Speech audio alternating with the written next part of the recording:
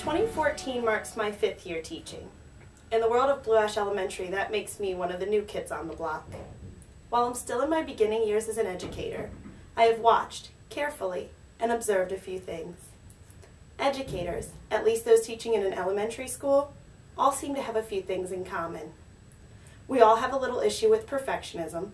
We all have a stack of papers to grade or lamination to cut in the bag at our feet during a staff meeting, just in case it starts 30 seconds late and we can get one more thing finished. As I reflect back on my experience with my student teacher Emily this year, one quote in particular comes to mind. Aristotle said that educating the mind without educating the heart is no education at all. This sums up my experience with Emily. As a future Xavier graduate, go Muskies, she came to me with the content knowledge and background in assessments, standardized testing, special education, and all the other areas she so graciously suggested I taught her in her essay. What she didn't have was the experience that made learning all those ideas worth it. I'll never forget the first day she came into my room. I was rearranging my desks for the 373rd time and she introduced herself. I commented that she seemed a little nervous and asked what I could do to help. She replied that her trepidation stemmed from the fact that she didn't know if she wanted to be a teacher or not. I told her that if it was the workload, we'd tackle it one piece at a time until it felt manageable. If it was the kids, she'd know within the first week.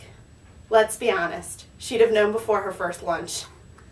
Since then, I've had the distinct pleasure of watching her fall in love with the profession. This, to me, is what mentorship truly is. It is also important to support a mentee in their home life, to help them maintain a healthy balance between work and play, and to make them feel validated and appreciated. It is only when a mentee feels this way that he or she is truly able to fall in love with the teaching profession.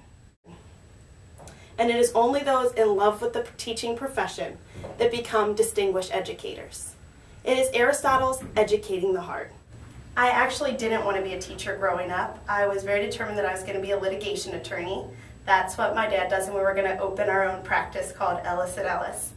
Around 7th grade, I was assigned to do some service hours for a club that I was in, and I ended up working with a group of students who had special needs, coaching a soccer team called TOP. As soon as I had that experience, I haven't turned back. It changed my perspective on life, and I found a new side of myself. And that was the same year I started collecting things for my classroom. Another exciting program that I've done with my students for 2 years now is called the Winter Holiday Spectacular.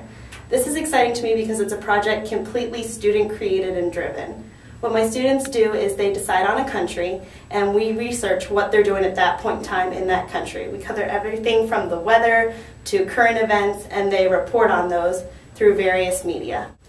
With the Olympics coming up, we often see the image of the passing of the torch.